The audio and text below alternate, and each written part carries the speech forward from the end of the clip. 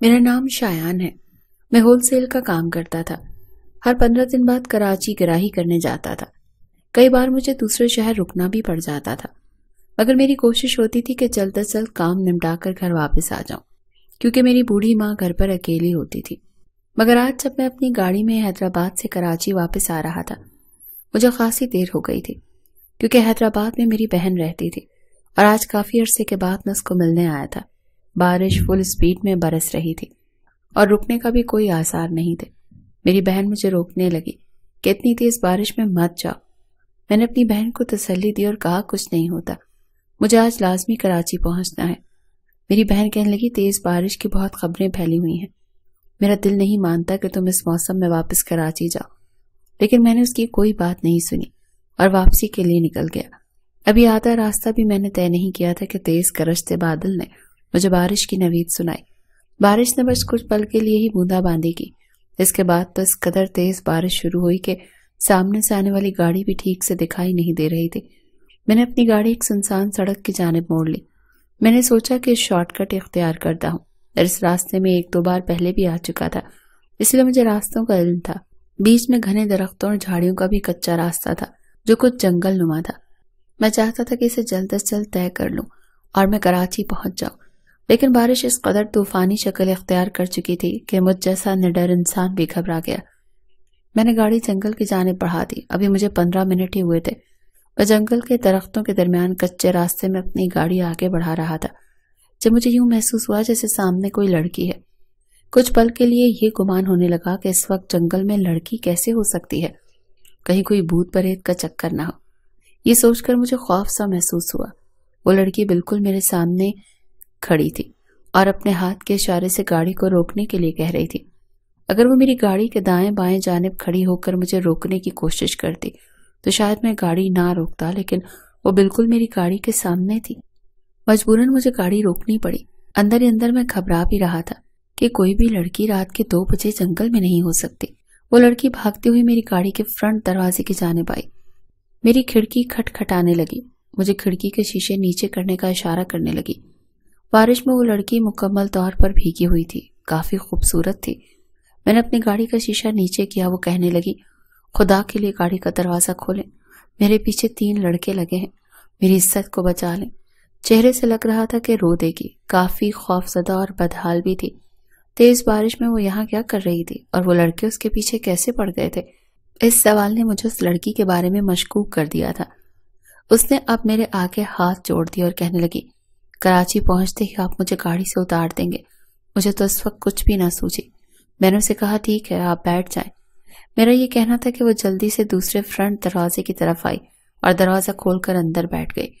اس نے دروازہ بند کیا اور کہنے لگی جلدی جلدی سے چلیں، کہیں وہ لوگ میرے پیچھے نہ آئیں۔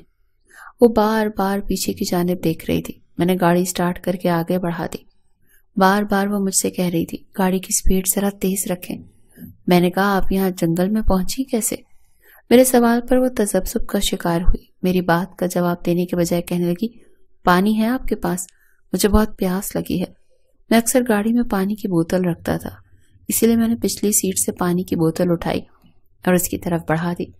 اس نے وہ بوتل کھولی اور گھونٹ گھونٹ پانی پینے لگی، ساتھ ہی باہر دیکھنے لگی۔ میں جو اس انتظار میں تھا کہ وہ مجھے یہاں جنگل میں پہنچنے کی وجہ بتائے گی، لیکن اس نے مجھے کوئی بھی جواب نہیں دیا۔ اس کے چہرے کی بدحواسی اور گھبراہٹ کافی حد تک کم ہو چکی تھی۔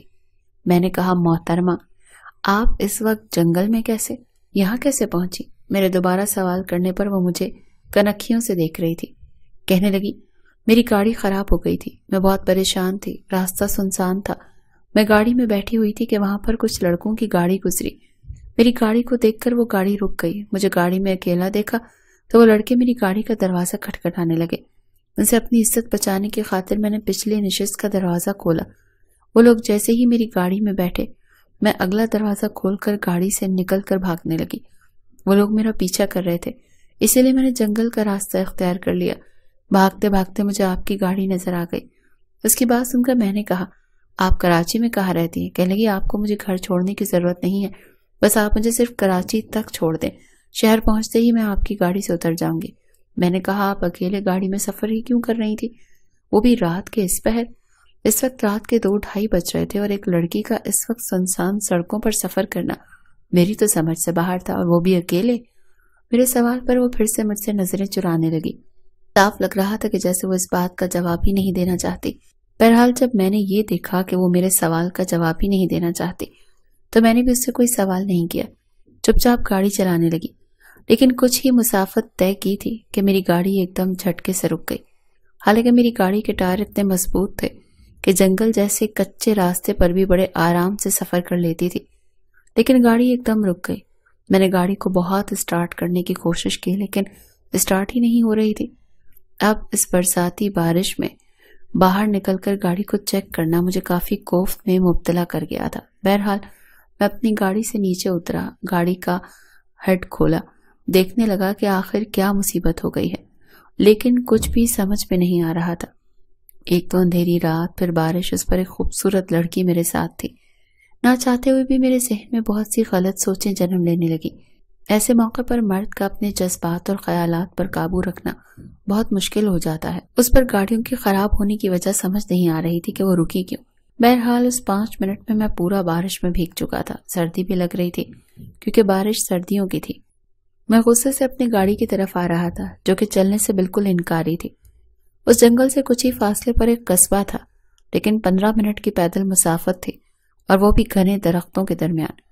मैं गाड़ी से बाहर निकल गया। वो लड़की कहने लगी, आपने गाड़ी क्यों रोक दी? मैंने कहा, गाड़ी खराब हो गई है, चल ही नहीं रही। ये बात सुनकर वो कहने लगी, देखें मैं सब जानती हूँ, आपने गाड़ी जानबूझकर रोकी है। इतना कहकर वो चुप हो गई। उसकी अधूरी बात का मतलब जानकर मेरा दिमाग घूम कर रह गया। मैंने हैरत से उसे देखा। मैंने कहा, मतलब क्या है आपका? कहने लगी, मैं समझती हूँ लड़कों की गाड़ियां रात की सुनसान में इस वक्त क्यों रुक जाती हैं। जब एक लड़की किसी से लिफ्ट मांगकर उनकी गाड़ी में बैठ जाती है तो गाड़ी रास्ते में ही खराब हो जाती है। तो लड़का अपनी शराफत का जो मुजाहरा दिखाता है, मुझे उसका अंदाजा है। ये बात सुनकर तो मैं गुस्से से तप कर रह गया। मैंने कहा, आपका दिमाग तो दुरुस्त है। एक तो मैंने आप पर एहसान किया, आपको लिफ्ट दी, लेकिन आप मेरे ही किरदार पर शक भी कर रही हैं। वो कहने लगी, आपने गाड़ी क्यों रोकी है? मैंने कहा, ऐसा करें आप मेरी जगह बैठें और गाड़ी को चला दें, अगर आपको ये लगता है तो।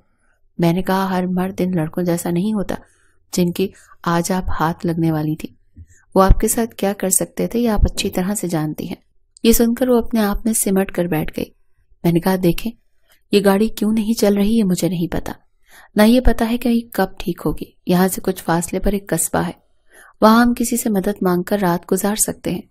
जैसे ही सुबह होगी मैं अपनी गाड़ी ठीक करवा लूंगा और आपको कराची छोड़ दूंगा। कहने लगी, इस तूफानी बारिश में हम वहां तक कैसे पहुंच सकते हैं? मैंने कहा, गाड़ी में बैठे रहने से तो बेहतर है, वैसे भी आप पहले ही बारिश में भीग रही हैं। मेरी बात सुनकर उसने अपना नेट का दुपट्टा खुद पर लपेट लिया। मुझे अंदर ही अंदर हंसी आई कि दुपट्टा तुम्हारा मुझसे क्या छुपा सकता है। अगर इतना ही अपनी इज्जत का ख्याल है तो खुद को चादर से छुपाना चाहिए था, बल्कि रात के इस पहर सफर ही नहीं करना चाहिए था। वो लड़की गाड़ी से बाहर निकल गई और मैंने भी गाड़ी लॉक कर दी। मैं भी बाहर निकल गया। इसके साथ मैं पैदल चलने लगा, लेकिन शॉर्टकट के चक्कर में रास्ता भटक चुका था। रात के अंधेरे में समझ ही नहीं आया कि मैं कब रास्ता भटक गया। 15 से 20 मिनट की मुसाफत तय हो गई, लेकिन मुझे वो कस्बा कहीं भी नजर नहीं आ रहा था। हर तरफ जंगल ही नजर आ रहा था। वो कहने की, हम कब से चल रहे हैं, आपका वो कस्बा कब आएगा? मैंने कहा, शायद हम रास्ता भटक गए हैं। ये सुनकर वो मुझे अजीब ही नजरों से देखने लगी। कहने लगी, ऐसा करें आपने जहां जाना है आप जाएं, लेकिन मैं आपके साथ नहीं जा सकती। मैंने कहा, इस बारिश में आप कहाँ जाएंगी? कहने लगी, कहीं भी जाऊं, मुझे आपकी नीयत ठीक नहीं लगती। ये कहकर वो अकेली ही दूसरी जानिब चल पड़ी। मुझे उस पर इतना गुस्सा आया। मैंने कहा, ठीक है भाड़ में जाए, अच्छा है कि ये उन उबाशों के हाथ लग जाती, अच्छा मजा चखाते इसको। एक शरीफ इंसान ऐसे मौके पर भी अपने जज्बात को कंट्रोल में रखे हुए है और ये शक कर रही है। इस लड़की का यूं मुझ पर शक करना मुझे बुरा लग रहा था। कुछ ही देर में वो नजरों से ओझल हो गई। मैंने सोचा, मेरा क्या है, मैं रास्ता तलाश करके गाड़ी के पास चला जाऊंगा, गाड़ी की पिछली सीट पर लेटूंगा और सो जाऊंगा। सुबह उठते ही गाड़ी ठीक करवा कर कराची चला जाऊंगा। मैं अभी यही सोच रहा था जब मुझे उस लड़की के चीखने चिल्लाने की आवाजें आने लगी। अचानक मैं चौंक गया। ऐसा क्या हुआ?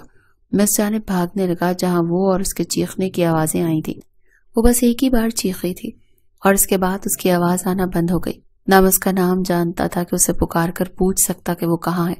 میں نے جس جانب سے اس کے چیخنے کی آواز سنی میں ادھر ہی بھاگنے لگا۔ میں بار بار کہنے لگا تم کہاں ہو، کیا ہوا ہے؟ اس وقت میری کوشش تھی کہ میں اس لڑکی کو بچا سکوں، ہو سکتا ہے کہ کہیں وہ باش لڑکے اس کے پاس نہ پہنچ گئے ہوں۔ میری صحت قابل رشک تھی اور میں لڑنا بھی اچھے طریقے سے جانتا تھا، کراٹے ماسٹر تھا، لیکن اس لڑکی کی دوبارہ آواز نہیں آئی۔ اب مجھے یہ ڈر ستانے لگا کہ کہیں وہ لڑکے اس کے منہ پر ہاتھ رکھ کر اس کے ساتھ کچھ غلط نہ کر رہے ہوں۔ میں ابھی یہی سوچ ہی رہا تھا جب میرا پاؤں کسی چیز سے ٹکرایا۔ میں سمجھ نہیں پا رہا تھا کہ میں کس چیز سے ٹکرایا ہوں۔ ٹکراتے ہی میرا پاؤں پھسل گیا کیونکہ جنگل کی کچی مٹی کا وہ راستہ کیچڑ میں بدل چکا تھا۔ اس وجہ سے میں توجہ برقرار نہیں رکھ سکا۔ جس پر میں ٹکرایا اسی پر جا کر گر گیا۔ پھر مجھے احساس ہوا کہ وہ ایک انسانی وجود تھا۔ مجھ میں خوف پیدا ہونے لگا۔ نہ جانے کون ہے۔ اندھیرے میں مجھے کچھ نظر نہیں آ رہا تھا۔ میں نے اپنی جیب سے موبائل نکالا، اس کی ٹارچ لائن آن کر کے میں نے اس وجود پر روشنی ڈالی تو میری آواز گم ہو گئی کیونکہ وہ وہی لڑکی تھی اور بے ہوش پڑی تھی۔ میں نے اس کو ہلایا جلایا لیکن وہ بے ہوش تھی۔ مجھے سمجھ نہیں آ رہی تھی کہ میں کیا کروں۔ اس بارش میں نے اسے گود میں اٹھایا اور ایک جانب چلنے لگا۔ پتہ نہیں اسے کیا ہوا تھا، وہ کیوں بے ہوش ہو گئی تھی۔ وہاں مجھے سامنے ایک چھوٹا سا کمرہ نظر آیا جو کہ کافی ٹوٹی پھوٹی حالت میں تھا۔ اس وقت میرے لیے یہی غنیمت تھا۔ میں جلدی سے اس لڑکی کو اس لکڑی کے بنے ہوئے کمرے میں لے گیا۔ وہاں پر ایک ٹوٹی سی چارپائی تھی۔ میں نے اسے وہاں لٹا دیا۔ پانی اس کمرے میں بھی آ رہا تھا لیکن جہاں وہ چارپائی تھی وہاں پانی نہیں آ رہا تھا۔ پتہ نہیں جنگل میں وہ کس کا چھوٹا سا گھر تھا جو کہ ٹوٹ پھوٹ کا شکار تھا۔ میں نے دوبارہ موبائل کی روشنی اس کے منہ پر ماری، اس کے رخسار کو اپنے ہاتھوں سے تھپ تھپایا لیکن اسے ہوش نہیں آ رہا تھا، وہ بالکل ٹھنڈی پڑ چکی تھی۔ میں کبھی اس کے ہاتھ کو اپنے دونوں ہاتھوں میں لے کر سہلانے لگتا، کبھی اس کے بالوں کو سہلانے لگتا، بار بار اسے کہہ رہا تھا کہ تم ہوش میں کیوں نہیں آ رہی۔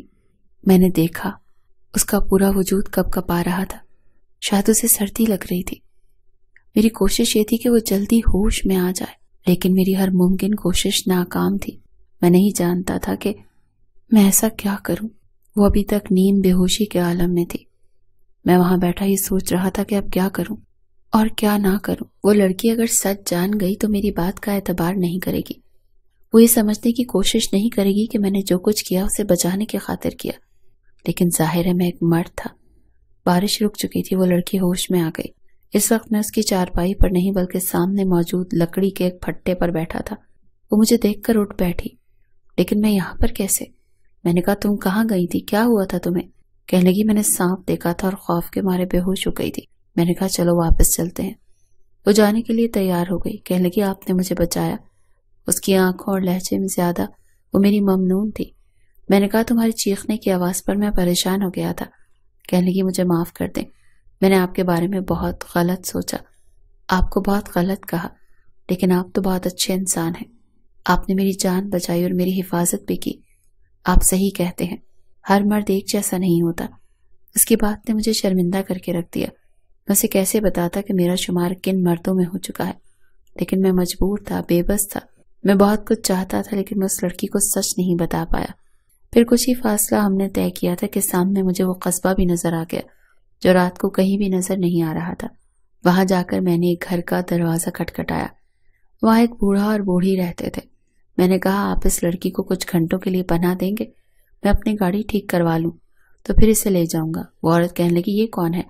تمہیں سمجھ میں نہیں آیا اس لیے میں نے کہہ دیا میری بیوی ہے۔ یہ سن کر وہ لڑکی مجھے غصے سے دیکھنے لگی۔ میں نے اسے چپ رہنے کا اشارہ کیا۔ اب میں اسے کیا بتاتا کہ وہ کون تھی؟ وہ لڑکی شاید میری بات سمجھ گئی، اسی لیے چپ چاپ اندر چلی گئی۔ میں نے ایک میکینک کو پکڑا اور اپنی گاڑی ٹھیک کروائی تو پھر اس لڑکی کو لے کر میں کراچی پہنچ گیا۔ شہر کی آبادی دیکھتے ہی اس نے گاڑی رکوا دی۔ گاڑی سے اتر کر شکریہ ادا کرتی ہوئی وہ وہاں سے چلی گئی، لیکن میں تو جیسے اللہ کی عدالت میں شرمندہ سا ہو گیا۔ میں گاڑی میں اپنے گھر کی جانب بڑھ رہا تھا لیکن میرا ذہن بالکل مفلوج ہو کر رہ گیا تھا کیونکہ جو میں نے کیا تھا وہ جھوٹا نہیں تھا۔ میں نے اس کی زندگی کو تباہ کر دیا جیسے وہ بے خبر تھی۔ چند دن ہی گزرے تھے، میں بے حد پریشان تھا۔ میرا ضمیر مجھے ملامت کرنے لگتا کہ تم نے اس لڑکی کے اعتبار کو چکنا چور کر کے رکھ دیا۔ میں کیا جواب دیتا؟ میرے پاس کوئی بھی جواب نہیں تھا۔ ایک ماہ گزر گیا، مجھے احساس ہوا کہ مجھے اس لڑکی کو سچ بتا دینا چاہیے، اسی لیے میرے دل میں اس لڑکی کے لیے اس قدر افسوس تھا کہ میرے بیان سے باہر تھا۔ پھر میرے ذہن میں یہ خیال آیا کہ مجھے اسے اپنا لینا چاہیے क्योंकि उस लड़की का शौहर उसको ज़हनी अज़ियत दे देकर मार डालेगा या फिर उसे छोड़ देगा। इस लड़की की तलाश मैंने उसी वक्त शुरू कर दी थी। इस लड़की की तलाश कैसे करनी है मुझे कुछ पता ना था। ना मुझे उसका नाम पता था, ना उसके घर का पता था, ना उसके बारे में कोई ऐसी मालूमात पता थी कि मैं उसे ढूंढ सकता। और फिर मुझे ये खौफ भी था कि वो मुझे बहुत बुरा भला कहेगी। चंद माह बाद मैं अपनी वालदा को अस्पताल लेकर पहुंचा था। उनका बीपी शूट कर गया था। वहां पर मैंने देखा तो वही लड़की थी, लेकिन उसके वजूद को देखकर मुझे झटका लगा। वो लेडी डॉक्टर के पास मिन्नत कर रही थी। लेडी डॉक्टर कहने लगी 4 माह गुजर गए हैं, अब मुमकिन नहीं है। ये सुनकर वो लड़की कहने लगी मेरी शादी के लिए रिश्ता ढूंढ रहे हैं और अगर आपने ये काम नहीं किया तो मैं तो बर्बाद हो जाऊंगी। लेडी डॉक्टर कहने लगी इस तरह के गुनाह का यही अंजाम होता है। वो रो रही थी, कहने लगी मेरे साथ ज्यादती की गई है और मुझे ये नहीं मालूम कि वो शख्स कौन था। ये सुनकर मैं अपने अंदर शर्मिंदा होकर रह गया। मैंने उस लड़की का पीछा किया। जैसे ही मेरी वालदा ठीक हुई मैंने उस लड़की के घर रिश्ता भेज दिया, जो कि मंजूर हो गया। मैंने शुक्र किया। वो दुल्हन बनी मेरे कमरे में बैठी थी। जैसे ही मैंने उसका हाथ पकड़ा उसने मुझे देखा। वो इंतहाई हैरत हुई और कहने लगी आप? मैंने कहा जी। वो कहने लगी मैं आपके काबिल नहीं हूँ, इसीलिए आप मुझे छोड़ दें, क्योंकि मैं शादी के काबिल नहीं रही। लेकिन मैंने उसकी एक नहीं सुनी। मैंने उसे सच बता दिया। मैंने कहा जो चाहे मुझे सजा दो। वो रो रही थी, कहने लगी आपने मेरी जिंदगी बर्बाद करके रख दी। उसे ये सब समझने में कुछ वक्त लगा था, लेकिन फिर वो मुझसे ठीक हो गई थी, क्योंकि मैं अपनी गलती तस्लीम कर चुका था। मैंने उसे अपना भी लिया था और इसी में हम दोनों की बेहतरी भी थी।